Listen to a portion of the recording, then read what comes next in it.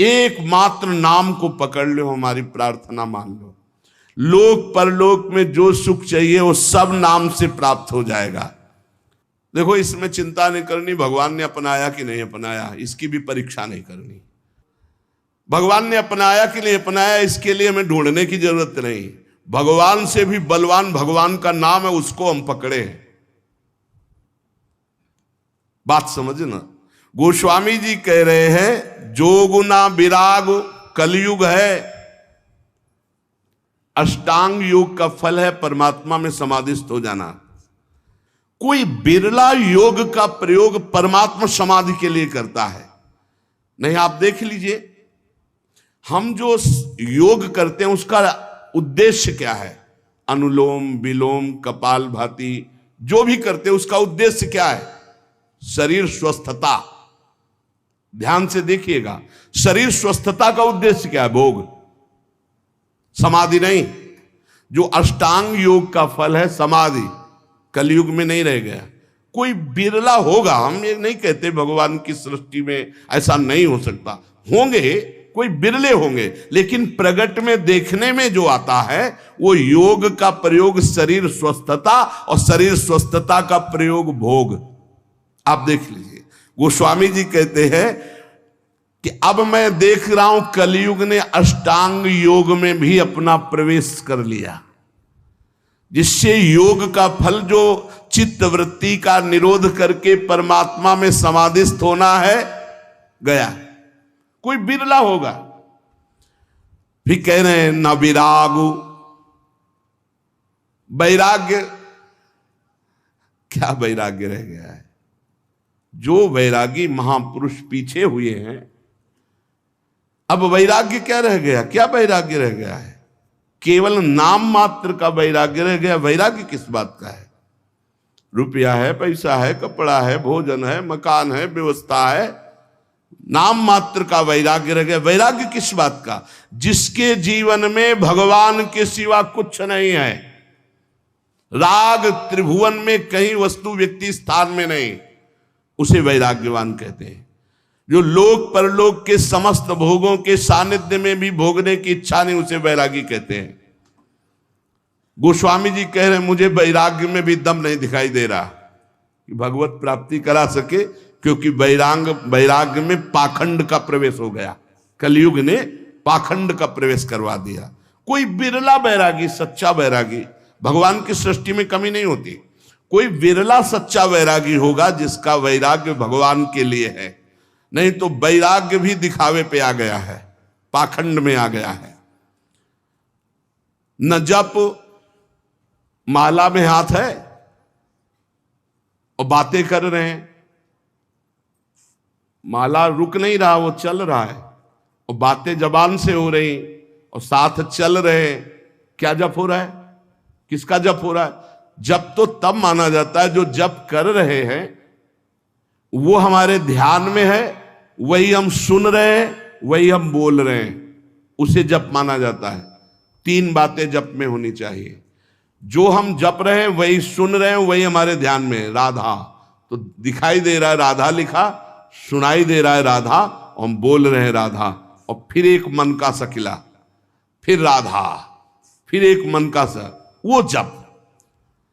अब जप में भी 11 माला कहा है, हो जाए हर 5 मिनट में घड़ी में, और जल्दी जल्दी, स्वाद नहीं, रुचि नहीं, मन नहीं, बस कोई कोई तो ऐसे माला सरकाते कि हमें लगता है कि अगर रा रा बोले तो भी नहीं सरकेगा। राधा राधा तो बहुत बड़ी बात है, अगर वो रा रा बोले तो इतनी रफ्तार से नहीं चलेगा। अब पता नहीं कैसे ऐसे माला सर सर घूम रहा है। माला घूमने से भगवत प्राप्ति होगी क्या? माला घूम, देखो ये माला है, काउंटर है, ये चीजें मन लगाने के लिए हैं। असली तो जब श्वासों की माला में, धड़कन में नाम चलता है, रोम रोम आनंद से खिल उठता है, ये प्रारंभिक दशा है। तो प्रेम प्राप्ति के लिए नेम लिया गया है, इसलिए आवश्यक है माला और काउंटर से जपना। पर वो जप इस तरह का होना चाहिए कि वही सुनाई दे, वही जो बोल रहे वही दिखाई दे। ऐसे तब जब किए। अब बोलो इसमें तुम बात कर सकते हो? हिम्मत नहीं कि तुम बोल सको, तुम्हारी हिम्मत नहीं कि बोल सको, क्योंकि बोलोगे तो क्रम टूट जाएगा। जब अपने लोग अभ्यास करते थे तालू में जिभ्या ऐसे लगा के ऊपर, बोलना विष जैसा लगता था, क्योंकि वो क्रम टूटेगा, वो चल रहा है। गोस्वामी जी कह रहे हैं कि जो मंत्रानुष्ठान है अब वो नहीं दिखाई देता, कलयुग का बड़ा प्रभाव है। और जाग माने यज्ञ। अब यज्ञ तो भाई बहुत दुर्लभ बात हो गई यज्ञ करना। कोई कोई महापुरुष अनुष्ठान करते होंगे, अच्छे से पूर्ण भी होता होगा, सृष्टि है भगवान की, पर अब बहुत मुश्किल है यज्ञ करना, क्योंकि त्रिकाल संध्या करने वाला मंत्रवेत्ता आचार्य और जौधान्य आदि बड़ा पवित्र, भूमि पवित्र, जजमान की वासना पवित्र, उपासना के भाव, और बड़े ही सुरक्षा से जब यज्ञ होती तब वो पूर्ण होती है। यज्ञ भोक्ता भगवान प्रसन्न होते हैं, दर्शन देते हैं, कृपा करते हैं। गोस्वामी जी कह रहे हैं यज्ञ भी बड़ा कठिन, यज्ञानुष्ठान त्रेता में पूर्ण होते थे। अब कह रहे हैं कि तपस्या, इसमें भी दंभ घुस गया, तप में दंभ घुस गया। बाहर से दिखावा की भावना आना ही दंभ कहा जाता है। तप होता है भगवान की प्रसन्नता के लिए। बहुत से महात्मा एक लंगोटी लगाए पूरा जीवन ऐसे कष्ट सहते हुए भगवान को रिझा लिए, आज भी हैं, पर प्रायः तपस्या में दंभ घुस गया है, दिखावा घुस गया है, उससे तपस्या का फल। और भगवान तपस्या समर्पित करके दैन्य होने से भले मिल जाए, नहीं तपस्या से भगवान को नहीं खरीदा जा सकता। तप के द्वारा भगवान को खरीदा नहीं जा सकता। तप में शक्ति संचय होती है, पर अहम त्याग करके वो तप भगवान को समर्पित कर दे तो भगवान की प्राप्ति हो जाए। पर शुद्ध तप, तप का अर्थ होता है ताप सहन करना। जैसे काम हमारे हृदय में ताप देता है, क्रोध हमारे हृदय में ताप देता है, लोभ मोह देता है, इनको हम सह जाएं। अपने धर्म में चलने पर जो कष्ट होता है उसे सह जाने को तपस्या कहते हैं। बोले वो भी दिखावा हो गया है, दिखावा हो गया है। भगवान जानते हैं तो हम दिखावा किसके लिए कर रहे हैं। तो तप में दिखावा, दंभ घुस गया। और बोले जो त्याग है, जोग न विराग जप जाग तप त्यागो, त्याग कहते हैं हमारे हृदय में भगवत प्राप्ति की लालसा हुई है, जानबूझकर सारे भोगों का, सुख सुविधाओं का त्याग करके असुविधा युक्त जीवन, भगवान के लिए सब सुविधाएं हैं, असुविधा युक्त जीवन। त्याग का जब तक अहम होता है तो ना संतों में और ना भगवंत में द्रवण क्रिया नहीं होती, ध्यान रखना। उनका हृदय तभी द्रवित होता है जब त्याग का, अहम का भी त्याग हो जाए। कई बार सत्संग में सुनाया है, पूरे भारत की नदियों का भ्रमण करके फलाहार दुग्ध आदि से जीवन व्यतीत करते थे। उनको जब सुनने को मिला महाप्रभु चैतन्य देव की महिमा की कीर्तन में अमृत बरसता है, तो उन्होंने लगा कि जब मैं जाऊंगा तो मैं त्यागी हूँ, समस्त तीर्थों का अवगाहन किए हूँ, फलाहार दुग्धाहार रहता हूँ, तो महाप्रभु गले से लगा लेंगे। कीर्तन में पहुंचे, जे भी पहुंचे तो महाप्रभु का कीर्तन रुक गया और कहा कौन बहिर्मुख पुरुष आ गया जिससे कीर्तन का रस सूख रहा है। और वही आए हुए थे, बोले हटाओ इनको, हटा दो। अब वो जो दूर जा करके खड़े हुए और रोने लगे कि प्रभु क्या मुझ जैसे अधम का आपके चरणों में कोई स्थान नहीं मिलने का। अगर आप जैसे महापुरुष, अंदर से प्रार्थना करते हैं, आप जैसे महापुरुष मुझ जैसे अधम को स्वीकार नहीं करेंगे, फिर मेरा उद्धार कैसे। महाप्रभु दौड़ पड़े और जाके गले से लगा लिया और कीर्तन में उन्मत्त कर। अहम का त्याग, त्याग की स्मृति का त्याग, दैन्य भाव, तो त्याग का भी महत्व भगवत प्राप्ति नहीं करा सकता। तीरथ न धर्म जानो वेद विधि किमि है। अब तीर्थ, ध्यान देना आप, कलयुग की चाल का ध्यान देना। आप सब हृदय वाले हैं। घर गृहस्थी में उतने पापाचरण की वृत्ति नहीं आएगी जितना तीर्थ में आने की संभावना है। क्यों आने की संभावना है? कलयुग की कुचाल है कि यहां का पाप वज्र की तरह होगा, तुम्हारी दुर्गति होगी। ब्रह्मा जी के 4 ये युग पुत्र हैं, सतयुग, त्रेता, द्वापर, कलयुग। सतयुग से कहा मैंने सृष्टि की रचना में नरक की रचना की है, उसका भी ध्यान रखना, कुछ लोग उधर भी जाना चाहिए। बोले प्रभु हमारे राज्य में कोई नरक जाए असंभव, आपकी इस आज्ञा का पालन नहीं हो पाएगा, सतयुग ने कहा। त्रेता से तो त्रेता ने कहा बड़े भैया का अनुसरण करेंगे। द्वापर से कहा तो द्वापर ने कहा हम आज्ञा पालन करने की सम्यक चेष्टा करेंगे, आपकी आज्ञा का पालन हो कि कुछ लोग जो अधर्माचरण करेंगे वो नरक भेजे जाए। सतयुग में अधर्माचरण, त्रेता में।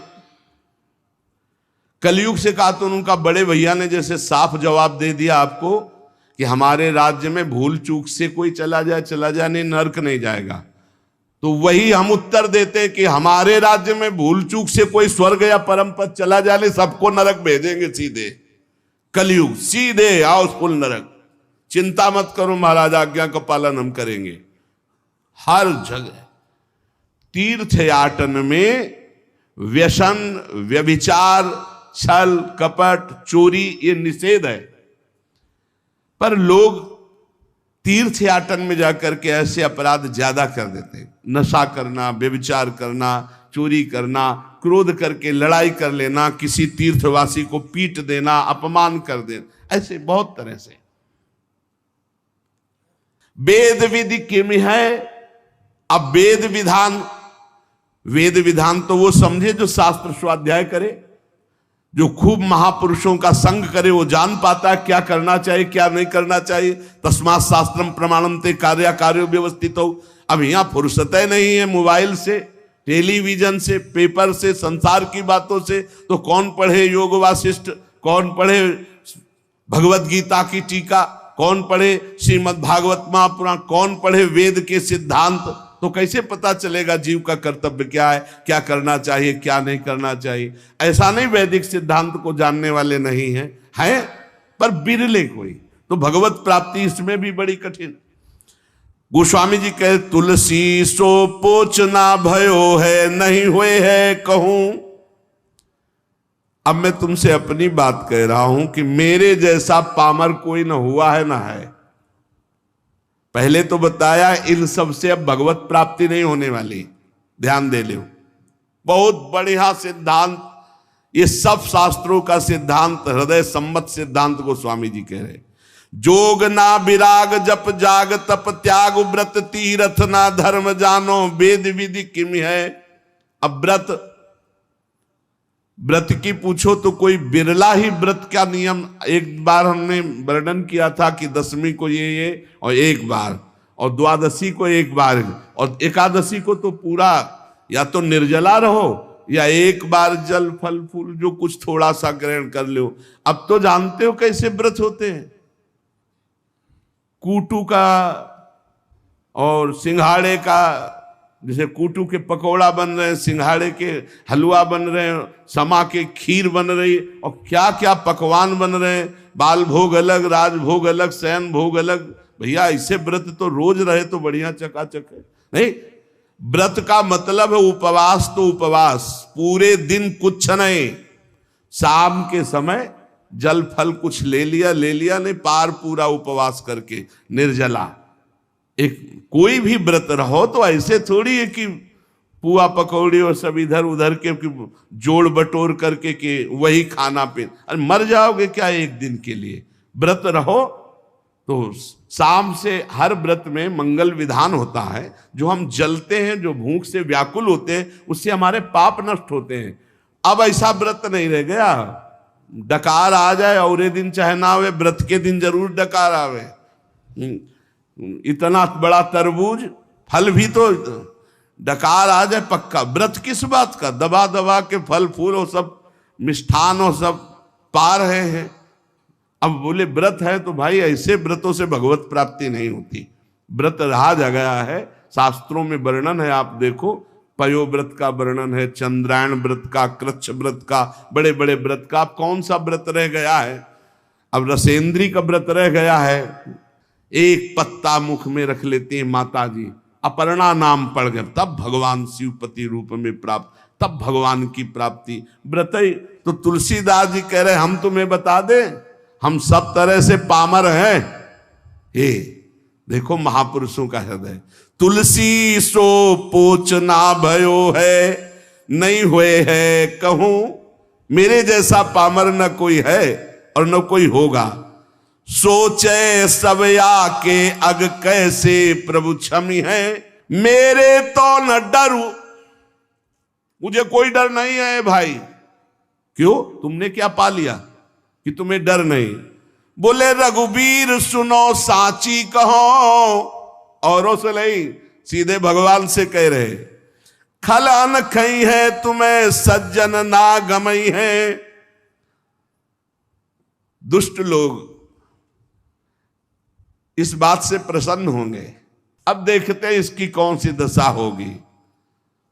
पर सज्जन लोग इस बात से दुखी होंगे कि तुलसी राम का है, इसका अहित कैसे हो सकता है। तो कह रहे हैं मुझे डर नहीं, सुनो रघुनाथ जी, भले सुकृति के संग मोहि तुला तौलितो, तपस्वी व्रती तीर्थयाटन योगी जपी त्यागी, इन सबको एक तुला में रख लो हे रघुनाथ जी, और तौला जाए तो मेरी तरफ कांटा भारी होगा। बोले क्यों महाराज? बोले हम पहले कह दिया कि बहुत पामर हैं, पहले कह दिया, हम ये नहीं कह रहे कि बहुत हम महान हैं, लेकिन जब इन सब साधन करने वालों को एक तरफ और मुझे तौला जाएगा तो मेरी तरफ झुकाव होगा, वो हल्के हो जाएंगे। बोले क्यों? नाम के प्रसाद भारू मेरी ओर नमी है, क्योंकि मैंने केवल नाम का आश्रय ले लिया है।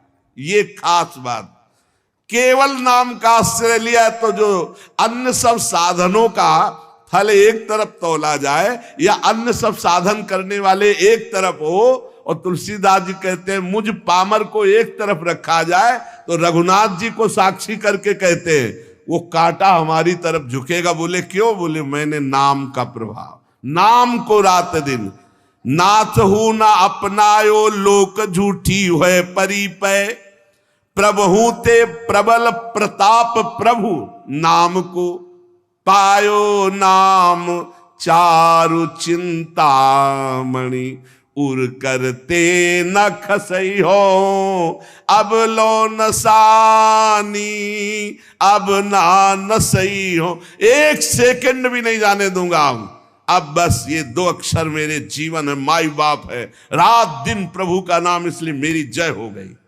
समझ लो सत्संग में सब साधन एक तरफ और नाम जापा के एक तरफ, एकमात्र भगवान के नाम में। गोस्वामी जी कह रहे हैं जागिए न सोइए बिगोइए जन्म जाए, दुख रोग रोइए कलेश को काम को, राजा रंक रागी और विरागी भूरी भागिए, अभागी जीव जरत प्रभाव कलि बाम को, तुलसी कबंद कैसो धाई वो विचारु अंध, धंध देखियत जग सोच परिणाम को, सोई बो जो राम के स्नेह की समाधि सुख, और जागबे जो जीह जपे नी के राम नाम को। इस कलयुग ने सबकी बुद्धि को भ्रष्ट कर दिया है। हरिवंश महाप्रभु कहते पाए जान जगत में सब जन, कपटी कुटिल कलयुगी टंचु, सबकी बुद्धि में कलयुग अपना प्रभाव दिखाए। गोस्वामी जी कह रहे हैं इस संसार में ना तो कोई जाग रहा है और ना सो रहा है, अब प्रपंच में फंसे। बोले नहीं, जागते भी हैं सोते हैं। तो गोस्वामी जी कह रहे हैं हम जागना किसे कह रहे हैं और सोना किसे कह रहे हैं? बोले जागिबो जो जीह जपे नीके राम नाम को, और सोईबो जो राम के स्नेह की समाधि सुख।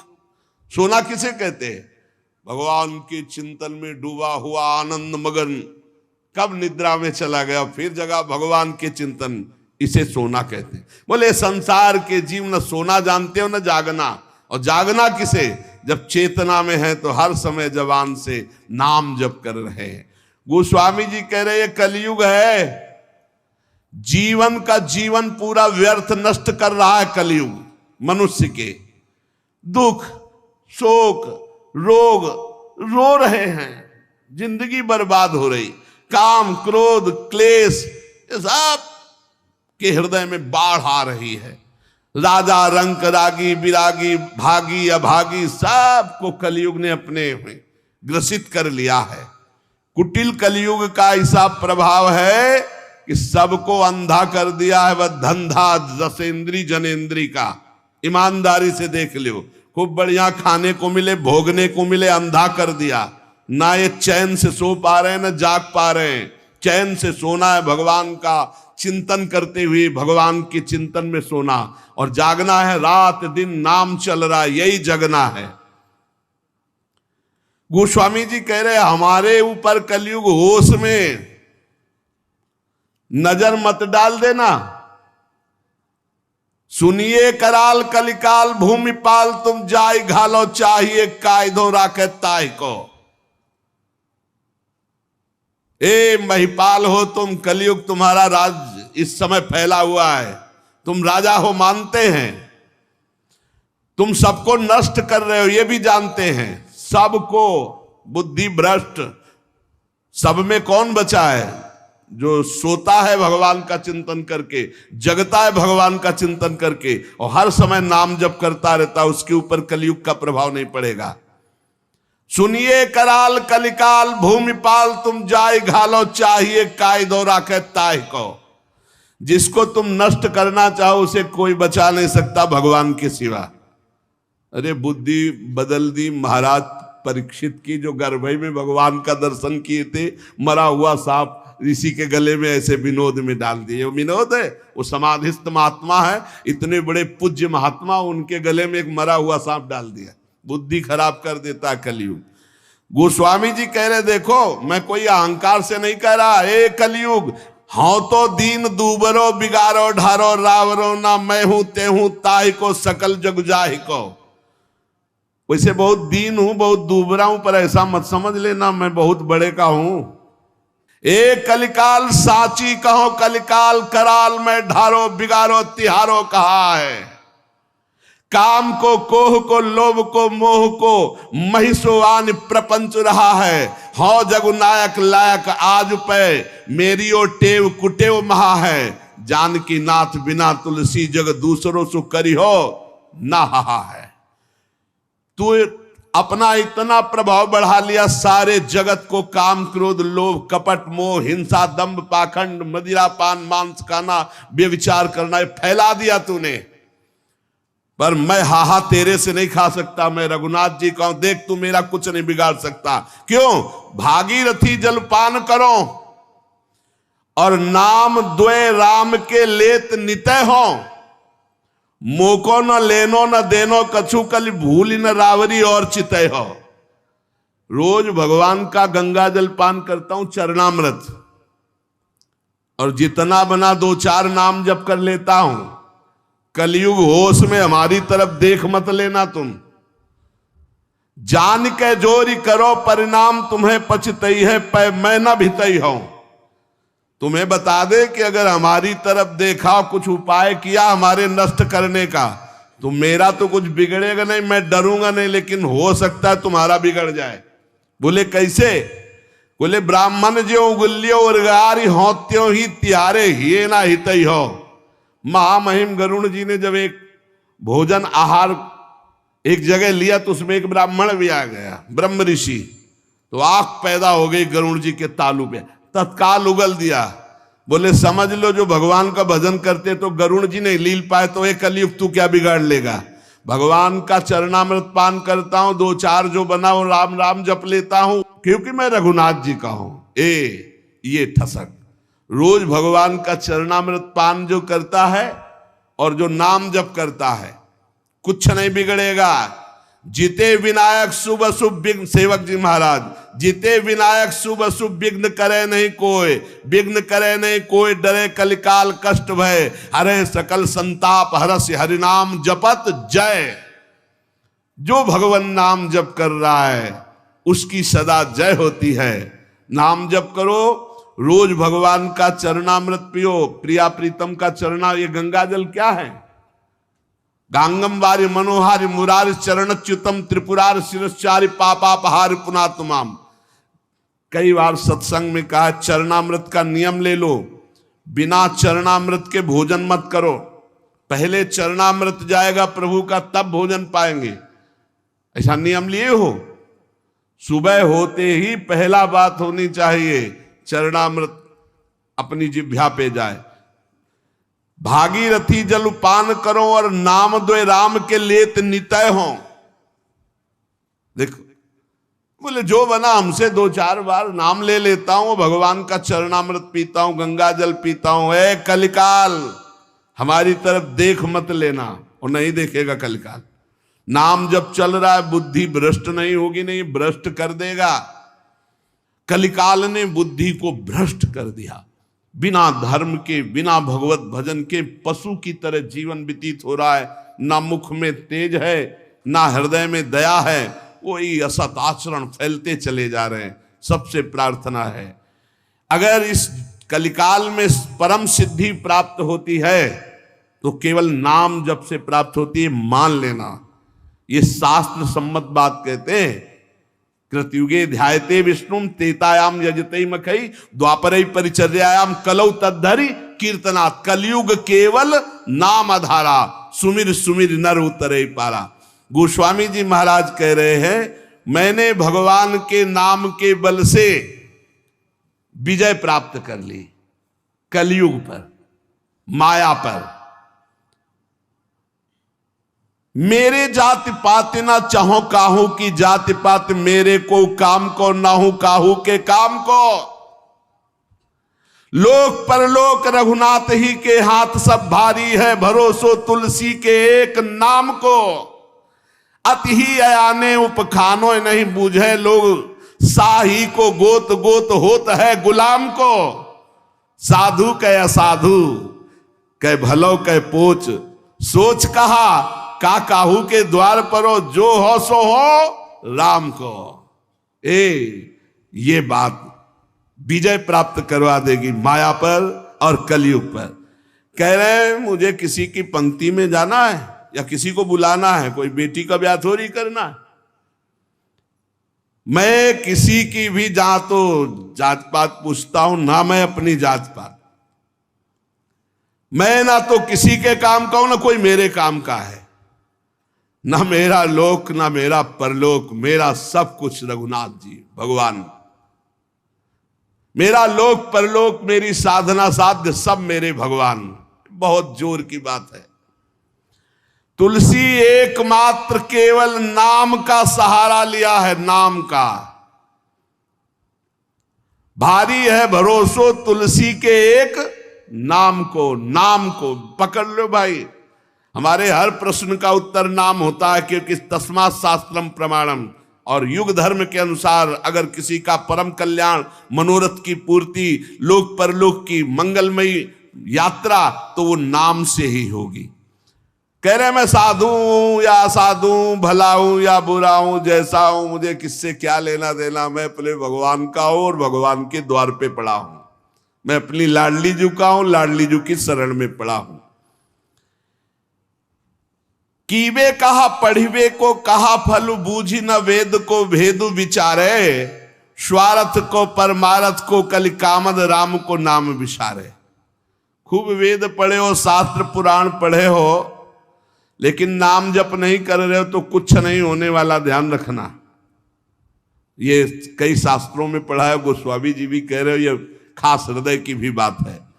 वाद विवाद विषाद बढ़ाई के छाती पर आयो अपनी जा रहे। बोले मान लो मेरी बात, अगर तर्क विवाद करोगे तो अपनी भी छाती जलाओगे, दूसरे की जलाओगे। चारिहु को, छहों को, नवों को और 10-8 को पाठ कुकाठ जो फारे। यदि नाम जप नहीं चल रहा, 10-8 को 18 पुराण और 9 को कह रहे कि 9 व्याकरण हैं, व्याकरण के 9 हैं। इंद्र, चंद्र, काश, कृष्ण, शाकटायन, आपिशाली, पाणिनि, अमर, जैनेन्द्र और सरस्वती, ये 9 व्याकरण।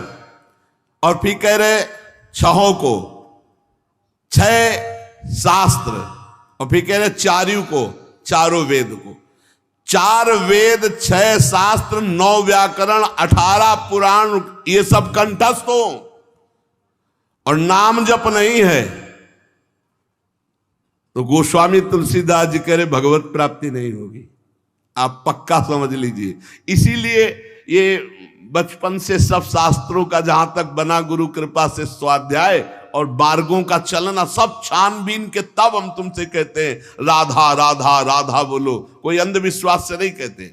गोस्वामी जी कह रहे वाद विवाद विषाद बढ़ाई के छाती पर आई और अपनी जा रो।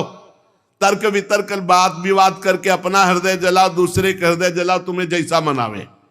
मेरी बात सुन लो, चारियों को, 6 को, 9 को, 10-8 को पाठ कुकाठ जो फारे। स्वार्थ को, परमारथ को, कलिकामद राम को नाम विसारे। यदि भगवान का नाम तुम नहीं जप रहे हो, 4 वेद, 6 शास्त्र, 9 व्याकरण, 18 पुराण कंठस्थ किए हो, तो बोले जैसे कुकाठ को चीरने से कुछ हाथ नहीं लगता, ऐसे कुछ हाथ नहीं लगेगा।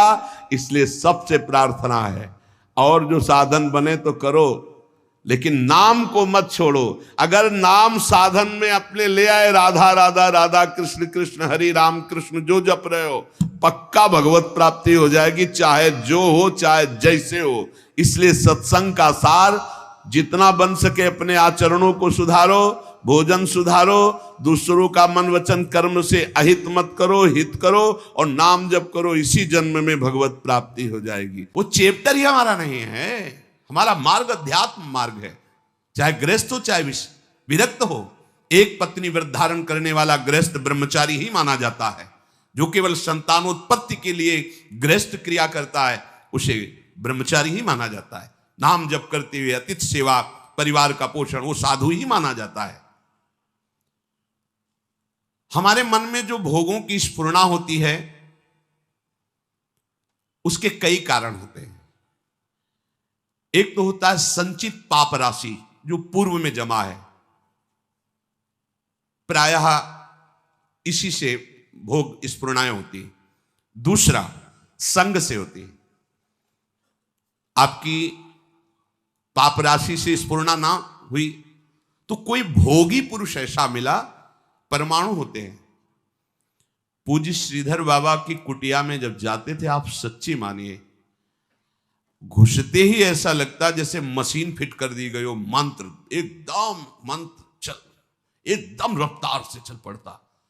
और जे 8 बजे रात्रि के जाते थे चरण चापने, जे ही उनके चरणों को स्पर्श करते, ऐसा लगता हम किसी दिव्य भावलोक में बैठे हैं। क्यों? उनके परमाणु, नाम जापक संत, रात दिन नाम जापक, ऐसे परमाणु उनकी हर वस्तु में, कोई भी वस्तु उनकी छुओ के एक दिव्यता थी उसमें।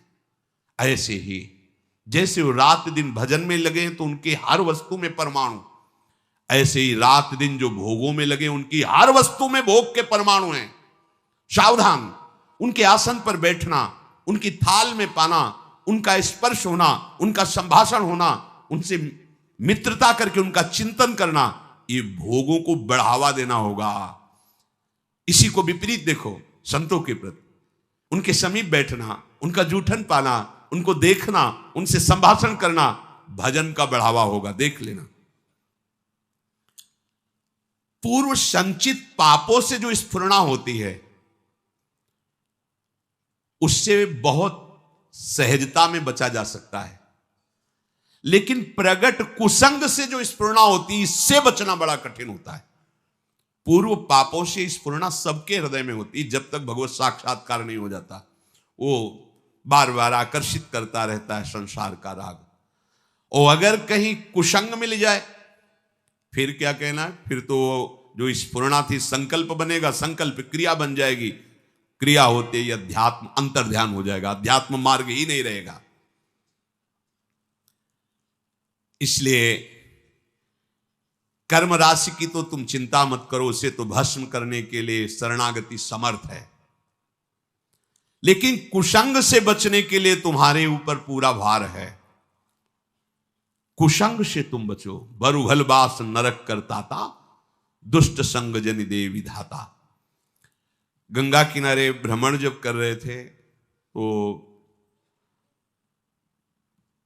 तरी घाट है, उसके आगे हम जा रहे थे। नया शरीर और वैराग्य, ना कमंडल, ना बिस्तर, ना कोई, भीषण सर्दी का समय। एक मार्किन नीचे पहने लाल रंग से गेरुआ, बस लंगोटी, और एक मार्किन बस ऊपर, कोई नहीं, कोई कमंडल नहीं, कुछ नहीं। रोम रोम हर समय सर्दी से व्याप्त रहता। भोजन की व्यवस्था जहां ठाकुर जी कर दें। तो माह के महीने में रामनगरिया लगती गंगा किनारे, जैसे माघ मास में वहां प्रयाग में, ऐसी जगह जगह मान लो 10,000, फिर 10,000, ऐसे 2-4 किलोमीटर ऐसे ऐसे नगर जैसे बन, रामनगरिया उनको कहते हैं। किनारे से चलने पर वो मिलते हैं। तो एक महात्मा जिनकी पोशाक बहुत अच्छी लग रहा था, सुविधाजनक जीवन है, तो देखा बड़े बुजुर्ग अवस्था के थे। उनका, हे महात्मा, देखने से ही लग रहा है कि तुम गंगा की परिक्रमा दे रहे हो। उनका, परिक्रमा तो नहीं, पर गंगा किनारा ही हमारा जीवन है। बोले आओ 2-4 दिन रुक लो।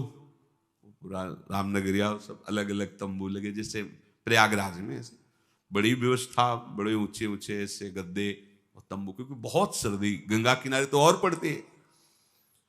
हमें भी लगा चलो संत भगवान 2-4 दिन के लिए कह रहे, रुक जाते।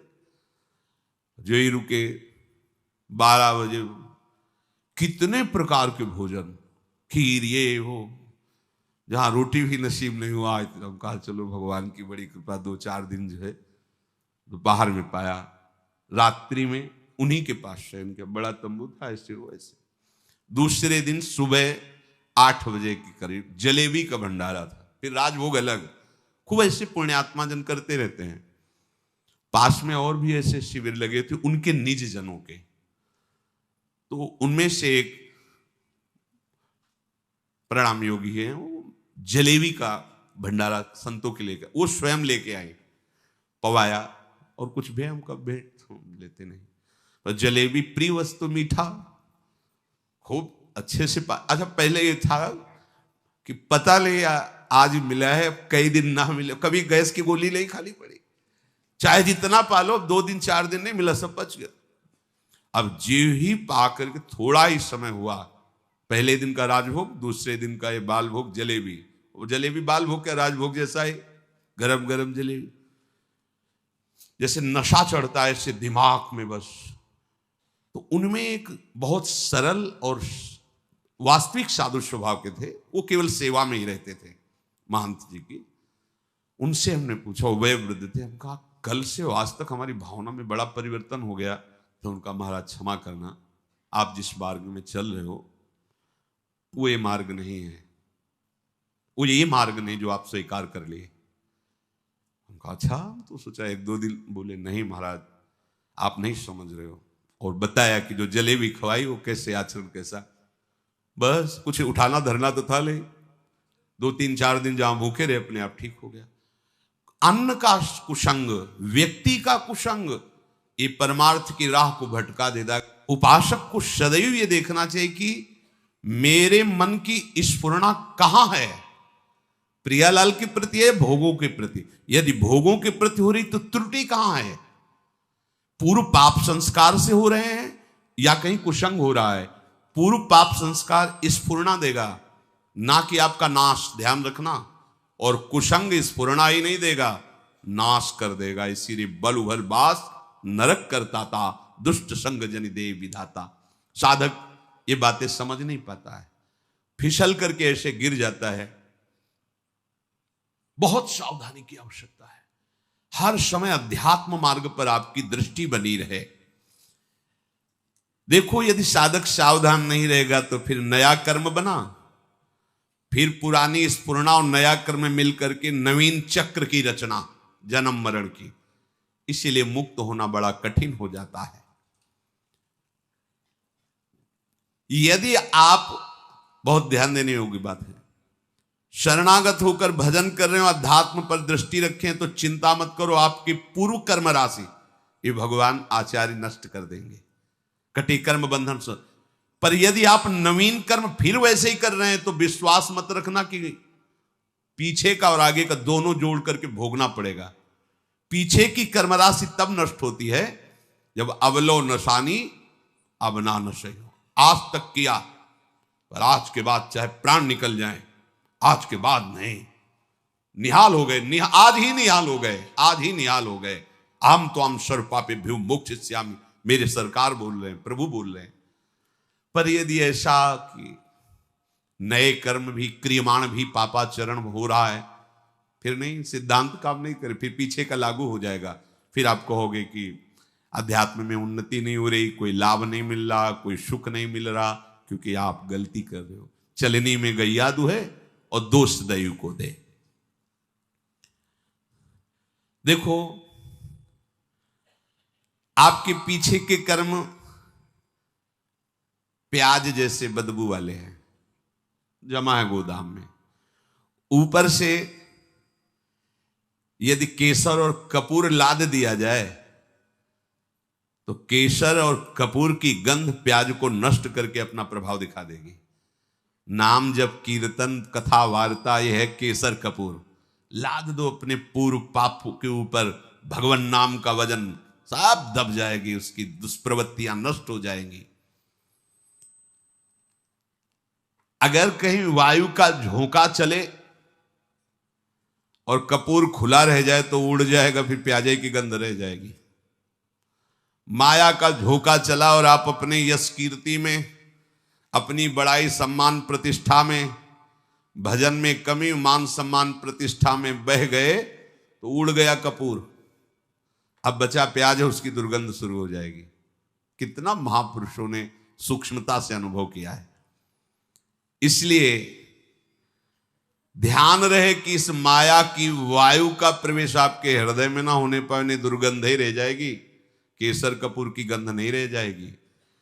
ये माया के प्रवाह का, तूफान का क्या भाव समझें? सबसे ज्यादा अहंकार, इसी में सारे दोष आते हैं। मैं तपस्वी हूं, मैं साधक हूं, मैं ज्ञानी हूं, मैं ध्यानी हूं, मैं बड़ा भगत हूं। इस तरह की अगर अध्यात्म मार्ग में कहीं भी कोई भी वृत्ति है तो वो आपकी दुर्वासना जो दबी हुई है उसको उठा लेगी। मैं बहुत नीच अधम हूं, अगर ये कुछ साधन बन रहा है तो श्री जी की कृपा से बन रहा है, गुरु जी की कृपा से बन रहा है दुर्गंध वाली बातें, पर ऊपर कपूर और केसर है। उसकी दुर्गंध आपके हृदय को परास्त नहीं कर पाएगी। उपासक धीरे धीरे अपने बुरे स्वभाव को, बुरे कर्मों को सद्भाव से, अच्छे स्वभाव से दबा देता है। नष्ट नहीं हुआ, नष्ट होता है भगवत साक्षात्कार पर। जब तक प्रभु से आंखें ना मिले तब तक विश्वास न करना कि काम हो गया। यही डरपि हरिवंश हित जिनो भ्रमय गुण सलिल पर, जिहि नामन मंगल लोक त्यों शिव हरिपद भज न विलंब करे। आगे चल करके प्रभु ऐसी ज्ञानाग्नि पैदा कर देंगे कि फिर वो दुर्गंध वाली चीजें ही नहीं रह जाएंगी। इसलिए जितना जीवन है, एक बार हम अपने प्रभु को समर्पित करके केवल भजन में लगावें। जो भी हम कार्य करें अपने प्रभु को समर्पित करते रहें। भगवान जो बार बार कह रहे हैं ना, मेरे को समर्पित करो, भगवान को कुछ चाहिए नहीं। जैसे भगवान कहते हैं यद करोषि, जो तुम करते हो, यदश्नासि, जो तुम खाते हो, तुम मेरे को समर्पित करो। ये दुलार है। जब हम किसी वस्तु को प्रभु को समर्पित कर देते हैं तो हर वस्तु में बांधने की सामर्थ्य है माया की। कोई भी सड़ी से सड़ी वस्तु में एक माया शक्ति है जो हमें आसक्ति से बांधती है, आसक्ति से। प्रभु कहते मेरे को समर्पित कर दो। जैसे कर्म समर्पित कर दिया, अब कर्म बंधन नहीं रहेगा। भोग समर्पित कर दिया, अब वो प्रसाद हो।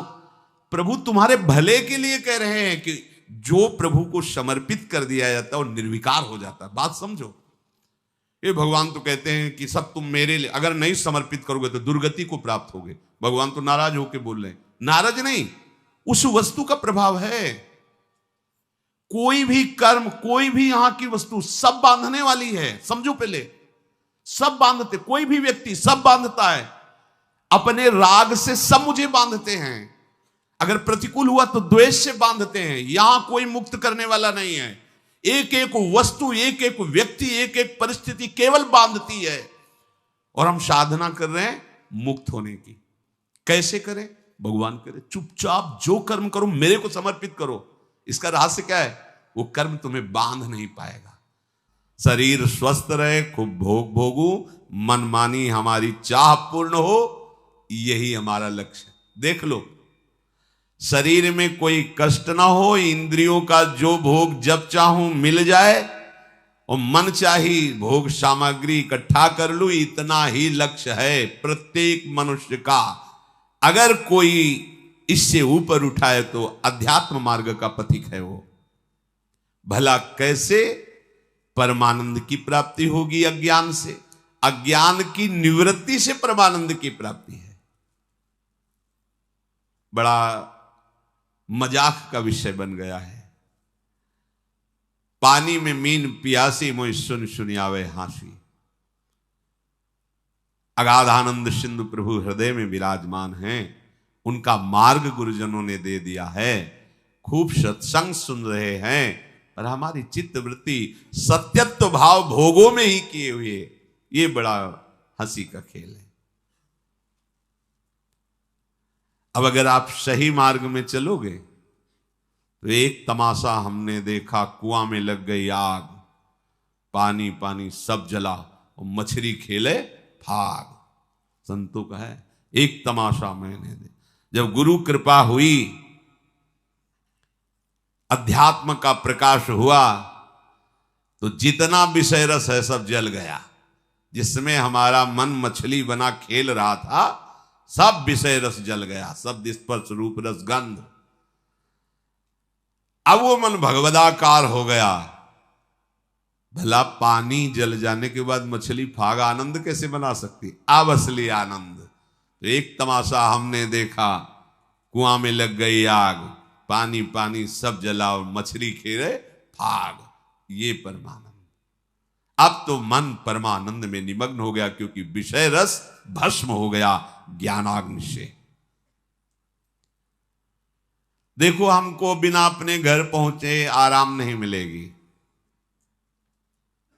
हमारा घर है वृंदावन धाम। प्रिया प्रीतम हमारे घर के मालिक हैं।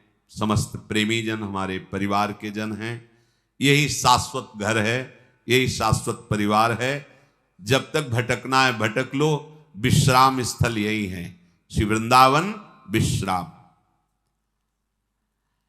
इस घर में आने की जो राह है, उसके आसपास ऐसी लुभावनी वस्तु रखी गई है कि आप घर की तरफ से पीठ करके उन वस्तुओं की तरफ चल दें। देखो, ये अध्यात्म मार्ग है, बहुत समझना होगा। आर्मी के एक जवान को जब पुष्ट करना होता है तो चढ़ाई में चढ़ना है तो वजन हल्का करना चाहिए ना, और वजन बढ़ा दिया जाता है। 2 किलो, 5 किलो, 3 किलो, ये ऐसे ऐसे ऐसे, और राइफल और इतना खान पान सामग्री, पूरा बिस्तर, जल, सब पूरी व्यवस्था फिट। 10 दिन के लिए पूरी सामग्री उसकी पीठ पे लदी हुई, और चढ़ना का है पहाड़ पे। जबकि और हल्का कर देना चाहिए चढ़ाई का समय। नहीं, कमजोर नहीं रखना अपने जवान को। ऐसे ही श्री भगवान कहते, जिस पर मैं कृपा करता हूं सर्वस्व नाश कर देता हूं। बंधु विच्छेदम, परिवार उसके प्रति नफरत करने लगता है। जीवितम कष्टेन, सा कष्टेन जीवितम, वो बड़े कष्ट से जीवित रहता है। सुन के डर जाओगे, सुन के डर जाओगे कि अरे भगवान कृष्ण की कृपा का ये फल है, ये तो हमें बिल्कुल नहीं चाहिए। और इसमें गूढ़ बात है, ये भयावह करके परमानंद की बात श्री भगवान कह रहे हैं। जैसे बनचंद महाप्रभु जब राधा वल्लभ लाल जी का मंदिर बनने का था तो बहुत से धनी मानी तैयार हुए, तो उनका जो राधा वल्लभ लाल जी का मंदिर बनवाएगा वो मर जाएगा। अब आगे आओ, कौन बनवाएगा? कोई नहीं। सुंदर दास जी ने जब सुना तो उन्होंने विचार किया कि प्रभु के मंदिर बनवाने वाला मर जाएगा, जरूर इसमें कोई रहस्य है, जरूर कोई इसमें आंतरिक रहस्य है। वो आगे आए, उन बनचंद महाप्रभु के चरण पकड़े और कहा, प्रभु ये सेवा मुझे दीजिए। बोले पता है तुम्हें, जो मंदिर बनवाएगा वो मर जाएगा। बोले प्रभु तैयार हो, वैसे ही मरना है, प्रभु के लिए मरना है, तैयार हो, ठीक करो सेवा। और प्रभु एक इच्छा है, एक बार मंदिर बन जाए और 1 साल राधा वल्लभ जी के पूरे उत्सव देख लूं, फिर मर जाऊं तो। मुस्कुरा दिए, बोले ठीक है, ऐसा ठीक है। मंदिर बना, 1 साल उत्सव हुई और श्री जी के सामने बनी वृषभानु नंदनी आज, भूषण वसन विविध पहिरेतन, पिय मोहनित साज। ये समाज में पद हो रहा है और आप निकुंज पधार रहे। शब्द क्या था? मर जाओगे। आंतरिक फल क्या था? जो मंदिर बनवाएगा सीधे निकुंज जाएगा, तो लाखों के नंबर लग जाते। बात वही है, लाखों तैयार हो जाते, केवल मंदिर बनवाने से निकुंज की प्राप्ति। प्रभु मेरा धन, मेरा धन, लेकिन मर जाओगे, पीछे हट गए। समझ रहे हो ना? महान वस्तु को भयावह में छुपाया गया है। भगवान कह रहे, जो मेरा अनन्य भक्त होता है और मैं जिस पर कृपा करता हूं उसका सर्वनाश कर देता हूं। सुन के ही भय लगता है। दूसरी बंधु विच्छेदम, परिवार का कोई प्यार नहीं कर सकता उसे, ये मैं रचना रचूंगा। सा कष्टेन जीवितम, कष्ट पूर्वक जीवन जिएगा, मरेगा भी नहीं, कष्ट पूर्वक जिएगा।